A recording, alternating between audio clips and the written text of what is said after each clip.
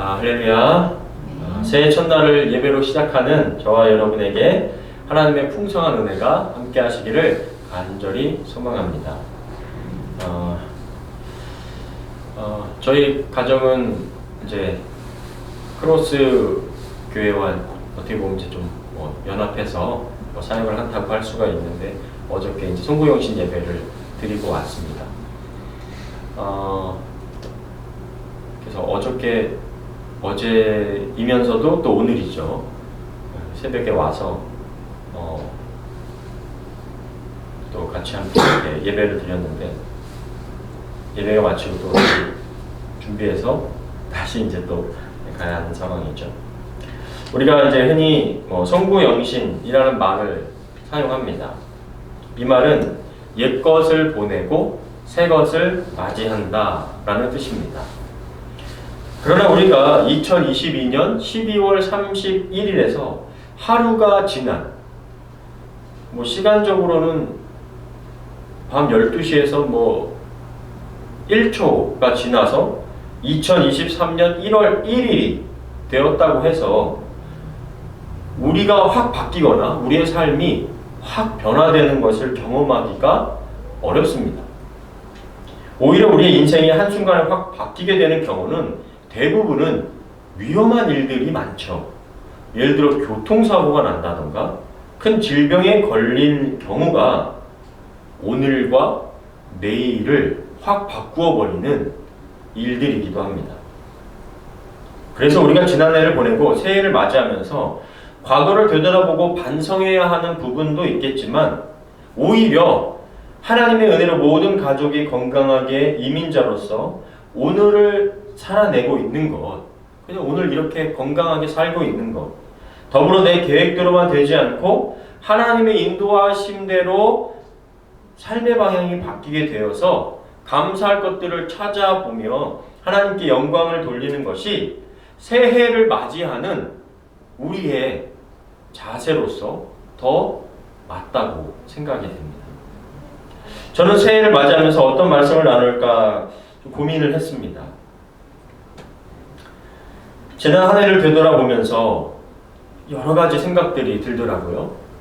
그러다 보니까 제 자신에게 하나님께 감사가 먼저 나오기보다 제 자신이 무언가 이룬 것이 없는 것처럼 느껴지고 좀 한없이 위축되고 작게만 좀 느껴지게 되었습니다. 매일 그래도 성실하게 살려고 한 것은 맞는데 무언가 성취하고 업적을 이룬 것이 없는 것처럼 느껴졌기 때문입니다. 혹시 여러분들 중에도 이런 감정을 느끼시는 분들이 있으신가요? 그렇다면 저와 여러분은 이렇게 성취하거나 업적이나 고를 뭔가 이루지 못했다고 하면 2022년도를 우리는 실패한 인생을 산 것일까요? 인간의 일생은 결코 한 사람의 한 해를 두고 평가하지 않을 뿐만 아니라 하나님은 절대 저와 여러분을 그렇게 실패자로 취급하지 않으신다는 겁니다. 2022년도에 영어가 하나도 늘지 않았어도, 비즈니스를 통해 수입이 창출되지 않았다 하더라도, 한 해를 되돌아보니 내 손에 남아있는 것이 정말 하나도 없는 것 같더라도 2022년도를 그래도 성실하게 정직하게 살려고 노력한 것만으로도 하나님께서는 우리를 기특하게 봐주실 것이라는 겁니다. 그리고 하나님은 분명히 여러분을 응원하셨고 함께 해주셨습니다. 더불어 2023년도가 똑같이 지나고 난 뒤 우리의 삶이 다시 2022년도처럼 반복이 되었다 하더라도 1년 뒤에 다시 이 자리에 와서 제가 이 똑같은 말씀을 전하고 있다 할지라도 하나님은 결코 우리를 버렸거나 책망하지 않으실 거라는 말입니다. 제가 지금 이렇게 하나님에 대해서 함부로 얘기하는 건가, 무책임한 인생론을 얘기하려는 것도 아니고 하나님의 무한한 사랑만을 강조하려는 것도 아닙니다.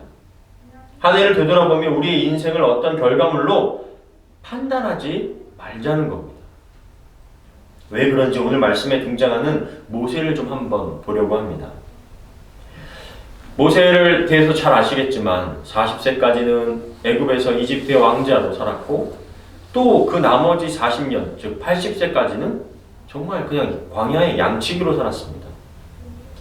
80세에 이스라엘 백성을 이집트에서 탈출시켜 가나안 땅으로 인도하는 리더로 부르심을 받은 모세는 광야에서 이스라엘 백성들과 40년을 지내면서 정말 그 백성들과 함께 동고동락을 했습니다.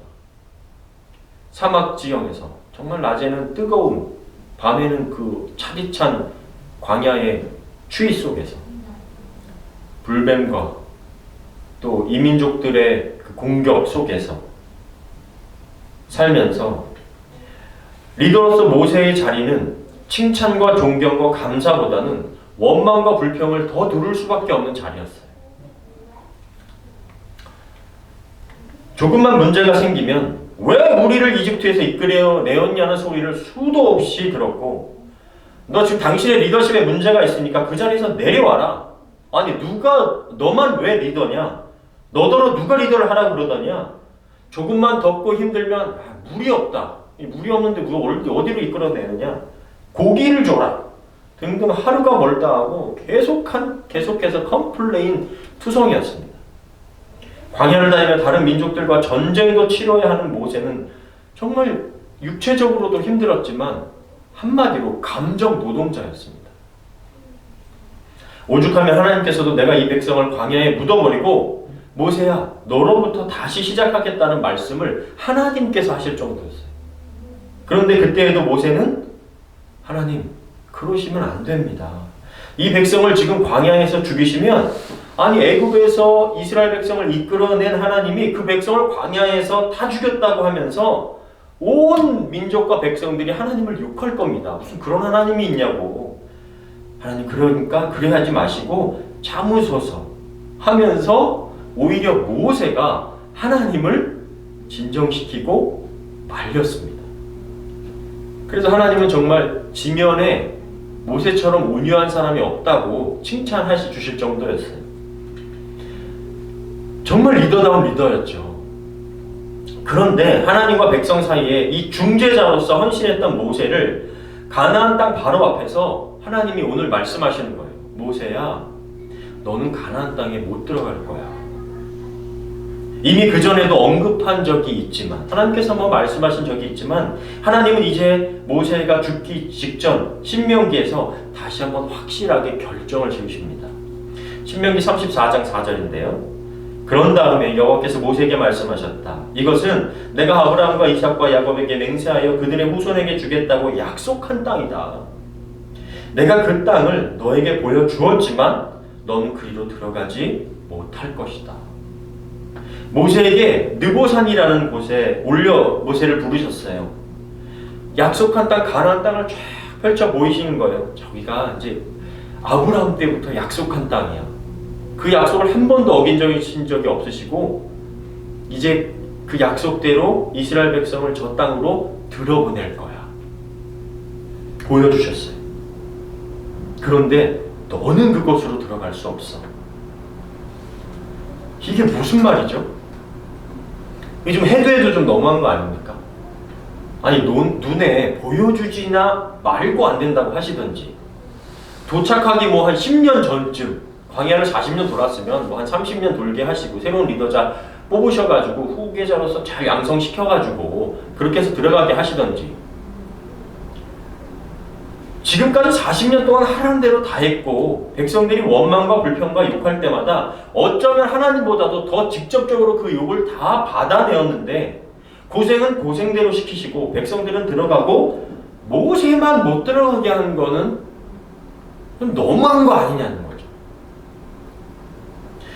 마치 2022년을 다 지나고 난 뒤 돌아본 나의 한 해와 같다는 거죠. 내 손에 남은 게 없는 것 같고요. 성취한 것이 하나도 없는 것 같고 허탈한 마음의 잠자리까지 뒤숭숭한 기분이 드는 그런 상황이라는 겁니다. 내가 지금 무엇을 위해 이 고생을 하며 하루하루를 살아왔나?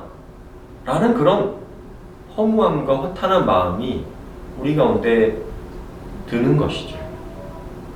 여러분, 이러한 마음은요, 한 해가 끝난 뒤뿐만 아니라 우리의 인생이 끝마쳐질 때도 느낄 수 있는 마음일 거라는 거예요. 그래서 인간의 일생은 하나님 안에서 신앙의 눈으로 해석이 되어야 하지, 인간적인 삶으로 보면 그저 허무와 허탄함만 남을 뿐이라는 겁니다. 내가 무엇을 위해서, 자녀들을 위해서 내 인생을 저렇게 허비했나? 내가 무엇을 위해서 이렇게 열심히 살아왔었나? 늙고 병들고 지치면 그러한 생각만이 남는 것이 사실입니다.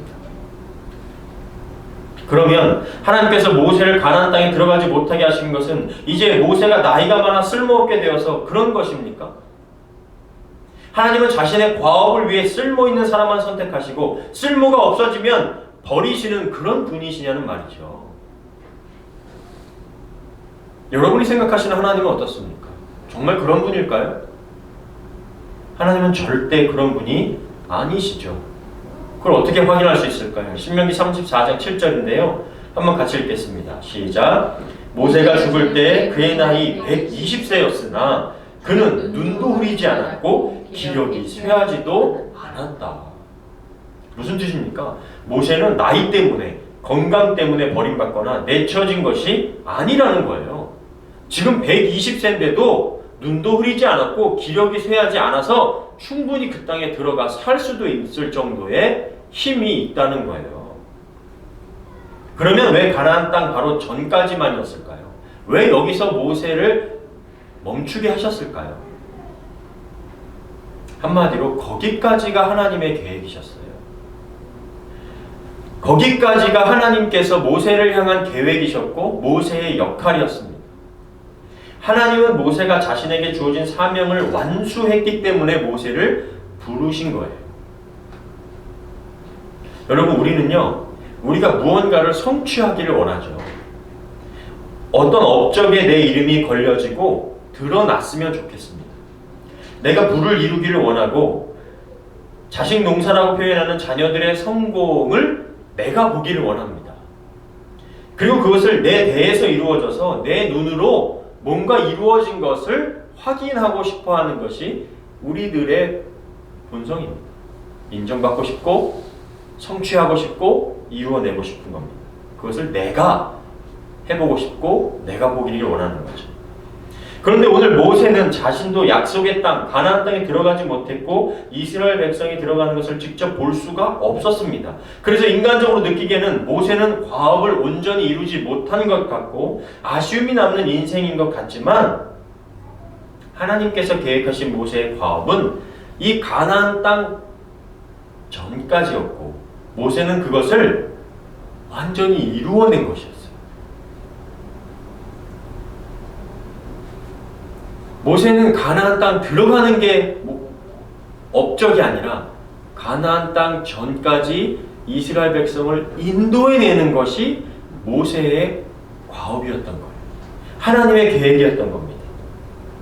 그런 면에서 모세는 열매가 결실하는 것은 보지 못했지만 40년 동안 밭을 갈고 씨를 뿌린 사람과 같습니다.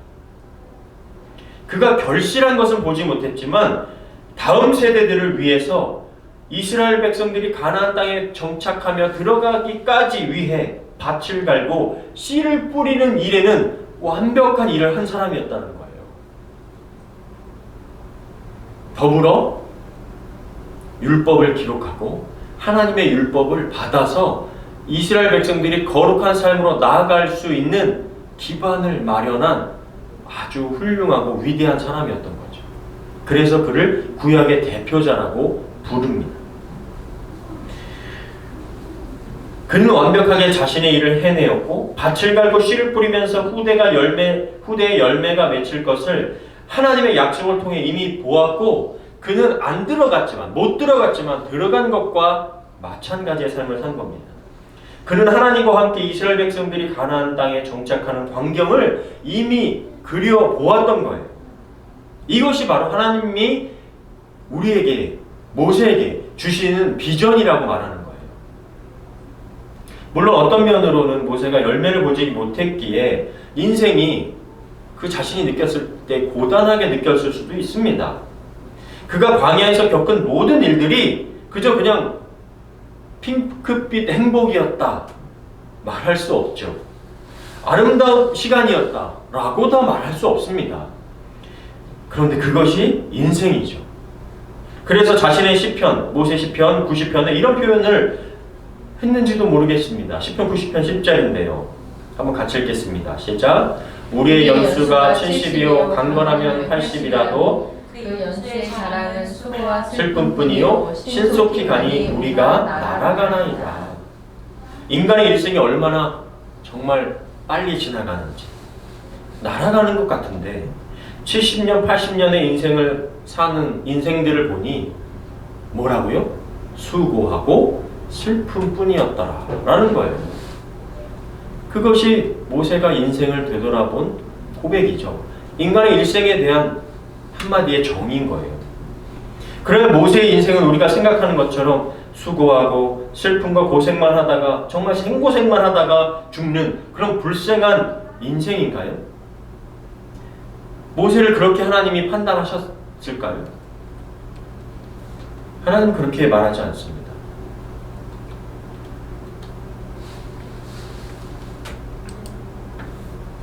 신명기 34절 사편 10절부터 12절인데요. 그 후로 이스라엘에는 모세와 같은 예언자가 없었다. 그는 여호와께서 대면하여 말씀하신 자였으며 여호와의 보내심을 받아 이집트에서 바로와 그의 모든 신하들과 그의 온 땅에 놀라운 기적과 큰 능력을 행한 사람이었다. 이와 같이 이스라엘 백성이 보는 가운데서 모세가 행한 것처럼 놀라운 일을 보여준 사람은 지금까지 아무도 없었다. 정말 그 이후로 모세와 같은 사람은 없어 라고 하나님 말씀하시는 거예요. 하나님과 대면해서 얘기한 사람 없어.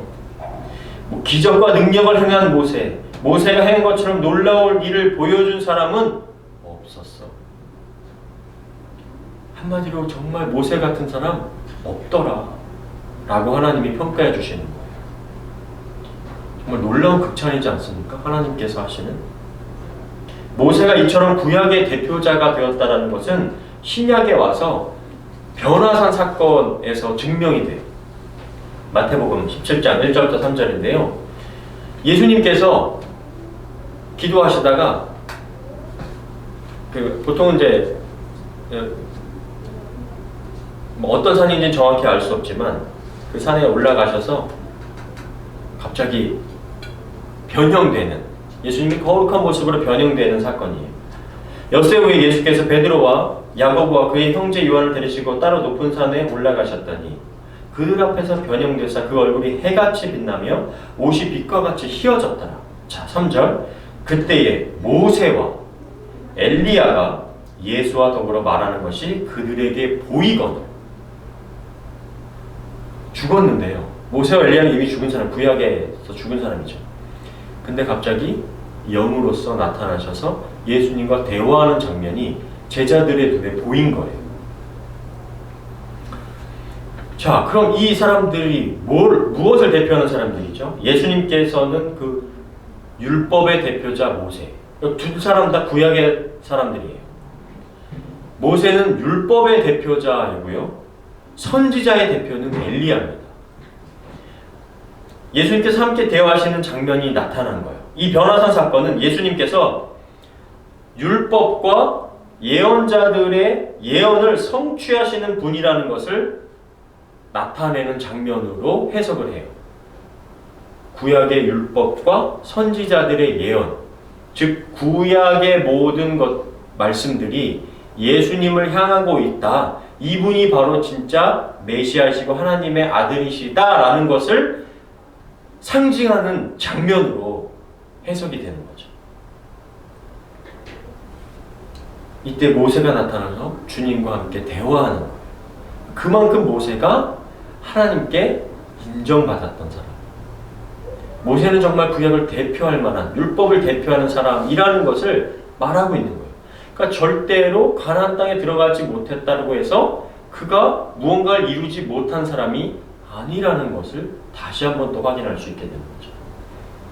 여러분, 우리가 하루하루 그리고 한 해, 두 해 이렇게 지나게 살면서 주님과 함께 동행하려는 성실함 속에 주님이 우리를 주님의 자녀로 부르신 빛과 소금의 역할을 충실히 감당하며 사는 우리의 모든 시간은 결코 헛되지 않다라는 거예요. 한순간에 큰 변화가 일어나지 않았다라도 그리스도인들의 가정들 가운데 때론 어려움이 있고 고난이 찾아오고 근심과 걱정 속에 정말 이게 인생이 이래도 되는 거야? 라며 정말 한탄스러울 때가 있다 할지라도 그것이 실패이거나 절망이거나 무언가 이루지 못한 것은 아니라는 거예요. 지난 2022년도와 앞으로 다가오는 2023년도 하나님께 나아가는 모든 삶의 과정을 하나님과 함께 하려고 할 때에 하나님은 우리를 계속 응원해 주실 것입니다.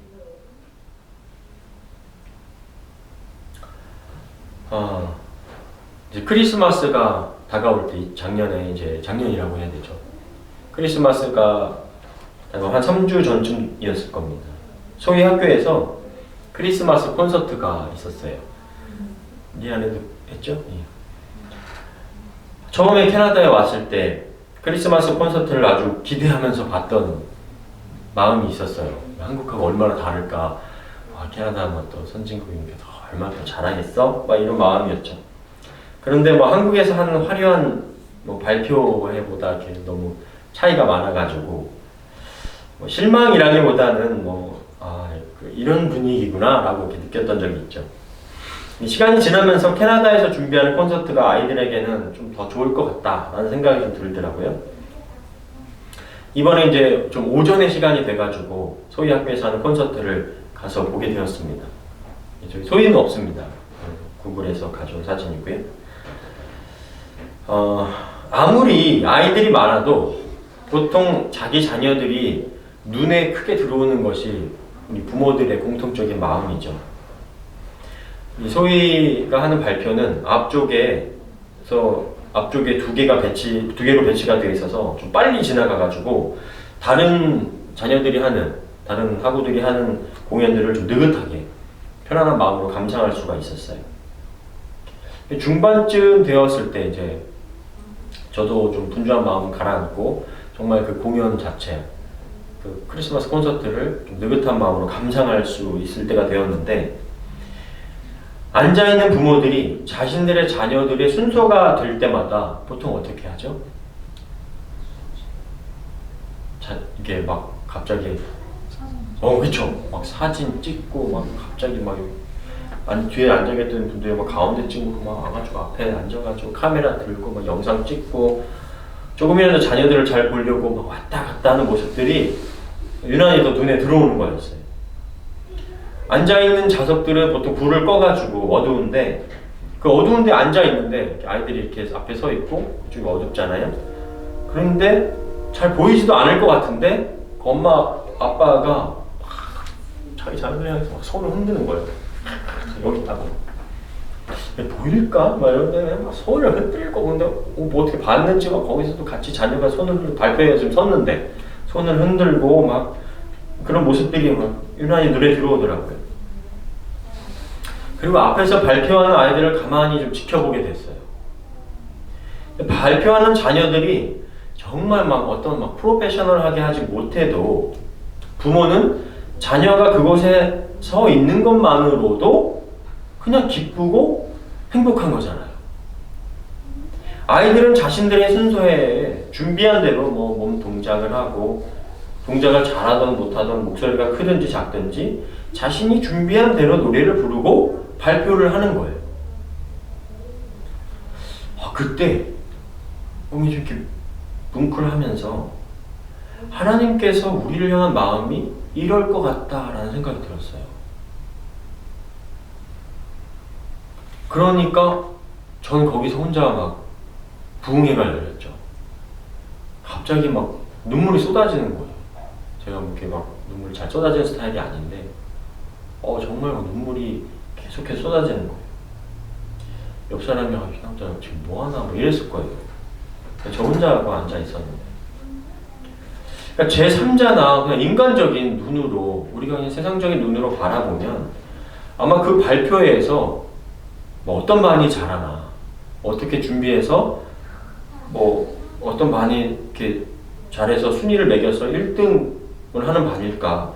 뭐 이렇게 아마 점수를 매겼을 겁니다. 어떤 반이 더 매력적이고 결과적으로 더 성취를 이루었을까를 점수로 매기고 있을 거예요. 세상적인 눈으로 보면. 그런데 부모는 그 안에서 절대로 순위를 매길 생각을 하지 않죠. 내 자녀가 거기서 발표하는 것만으로도 만족스럽고요. 다른 자녀들도 내 자녀들처럼 그렇게 하고 있는 거기 때문에 순위를 매기거나 뭐 업적적으로 뭐 성취적으로 그것이 얼마나 훌륭한 거였나를 따지지 않는다는 겁니다. 어두운 곳에서 손을 흔들며 아들아, 딸아, 아빠 여기 있다, 엄마 여기 있다 라는 사인을 주면서 그냥 응원하는 마음이죠. 자녀들의 입장에서는 선생님과 친구들이 함께 연습한 공연을 재미있게, 때론 좀 긴장감 있게도 하며 어떨 때는 연습하기 싫을 때도 있었을 것이고 힘들 때도 있었을 거지만 최선을 다하면서 할 때 그것으로 그 발표는 최고의 공연이 되는 거잖아요. 막 웃기더라고요. 어떤 애들 막 이렇게 말도 안 되는 뭐 이거 크리스마스 뭐 하는데 안 맞아요. 막 서로 안 맞고 막 이러는데도 근데 그게 그냥 예뻐 보이는 거예요. 하나님께서도 제게 그런 마음으로 2022년 한 해를 좀 위로해 주시는 것 같았습니다. 제가 하는 공연을 보면서 하나님께 기도가 나오더라고요. 하나님, 저도 2022년도 좀 열심히 살려고 노력했는데 쉽지 않았던 것 같아요. 나이가 들수록 더 좀 그런 것 같고요. 하나님, 저 잘하고 있나요? 그런데 하나님께서 그냥 그렇게 말씀해 주시는 것 같아요. 그래, 태주야, 힘들었지? 내게 주어진 인생이란 그 공연에서, 발표회에서 때론 준비하느라 분주하고 어렵고 긴장도 되는 시간들이 있지. 그러나 최선을 다해서 너의 인생이라는 그 공연장에서 공연을 펼치고 내려오는 것, 그 모든 시간과 과정들이 의미가 있고 난 너를 응원하고 있단다. 너는 내가 잘 보이지 않아도 나는 너를 향해서 한 번도 눈을 뗀 적이 없고 계속 너를 지켜보고 있고 손을 흔들어주고 있어. 내가 내게 준 인생을 성실하게 기쁘게 살아갈 때 나는 너밖에 보이지 않더라. 나는 내가 자랑스럽고 대견하고 기쁘다. 그런 그냥 답을 좀 얻었던 것 같습니다. 위로의 말씀이 되었습니다. 하나님께서 여러분을 향해서도 마찬가지로 답해 주실 것 같아요. 때론 뭐 부모와 자녀 간에 또 학우들 간에 뭐 비즈니스 간에 치열하게 부딪히고 어려움 속에서 관계적인 어려움, 그런 어려움들이 있고 뭔가 비즈니스적으로 경제적으로 힘들고 어려운 일이 있지만 그 가운데서도 하나님 우리의 인생의 필드 속에서 열심히 뛰고 살아가려고 할 때 하나님 계속해서 응원해주고 있다는 것을 기억했으면 좋겠습니다. 사랑하는 저와 여러분, 하나님께서 여러분에게 허락하신 인생에는 실패라는 단어가 없습니다. 여러분이 주어진 시간과 환경 속에서 기쁘고 감사로 살아가면 그것이 하나님을 영광스럽게 하는 일이 될 거예요. 저와 여러분에게 하나님이 함께 하심을 알고 그분과 동행하고자 한다면 하나님의 손길과 응원을 정말 경험하며 살게 될 겁니다. 가나안 땅에 들어가지 못한 것으로 모세를 실패자라고 결코 부르지 않습니다. 그는 하나님과 얼굴과 얼굴을 마주하며 하나님의 뜻을 알고 살아간 사람으로 그 후에 모세와 같은 사람이 없다라고 할 정도로 칭찬받은 사람이에요. 저와 여러분 때로는 무엇을 이루어낼까를 고민하며 살아갈 수 있죠. 누군가 우리에게 What is your goal? 당신의 골은 뭡니까? 당신 무슨 목표를 두고 살아가요? 라고 물어볼 수 있어요. 그럴 때마다 내 인생에 뭐가 업적과 성취와 목표가 뭐였지? 라고 생각을 할 수가 있죠. 그것이 세상적으로 우리에게 주는 도전이고 질문이기도 합니다. 그러나 더 중요한 것은 내가 하나님과 함께 사는 모든 시간들 가운데, 그 과정 가운데 하나님께서 우리에게 맡기신 인생이라는 공연이 그분과 함께 만들어져 가고 있다는 거예요. 그리고 우리의 인생의 발표회에 하나님은 즐거워하시고 기뻐하시고 우리를 향해서 야, 여기 있어. 나 여기 있다. 너 응원하고 있다라고 말씀해주고 있다는 거예요. 때로는 열매를 거두는 사람이 아니라 우리 한 사람 한 사람이 씨를 뿌리는 사람으로, 밭을 갈고 있는 사람으로, 그저 가지를 치고 있는 사람으로 우리의 삶의 역할이 다 다를 수 있지만, 하나님께서 우리에게 맡기신 인생이 다 다르지만, 그 가운데 지금 하고 있는 일 뒤에 하나님께서 어떤 열매를 맺게 하실지 하나님과 함께 하나님 저를 향한 계획은 이거였군요, 함께 보고 갈 수 있다면 우리의 인생은 실패가 아니라 아주 가치 있는 인생이 될 겁니다. 재미있는 이야기 하나 하고 마치려고 합니다. 천국에 가면 3번 놀란다고 그래요. 뭐 때문에 놀랄까? 첫 번째는요, 천국에 갔을 때 저 사람이 왜 여기 있지? 라고 놀란대요. 두 번째는요, 그 사람이 왜 여기 없지? 라고 해서 두 번째 놀란대요. 마지막은요, 내가 어떻게 여기 와 있을 수 있었을까? 내가 어떻게 여기 있지? 하고 놀란대요. 약간 천국에 대해서 좀 긴장도 되죠. 내가 예수 믿었으니까 난 반드시 갈 거야 라고 했는데 갑자기 우리 유림 자매가 갔는데 내가 없어. 그럼 이제 놀라는 거죠. 그렇게 주일날 설교를 준비해서 예배를 드리고 했는데 어머, 대충 목사님 어떻게 하셨어? 이렇게 되는 거예요. 그래서 놀라는 거죠. 그리고 전혀 저 사람은 정말 지옥불에나 떨어질 것 같은 사람인데 그 사람이 천국에 와서 있다고 한다면 정말 대반전인 거죠. 저는 여기서 천국에 대한 재밌는 상상이지만 전 여기서 이 부분을 좀 봤으면 좋겠어요. 우린 다른 사람의 인생이 어떤 역할로 지금 이 땅 가운데서 살고 있는지 알 수 없기 때문에 그 인생을 판단할 수가 없죠. 우리 인생은 하나님께서 주신 그저 선물입니다. 하나님이 함께 하길 원하시는 선물이에요.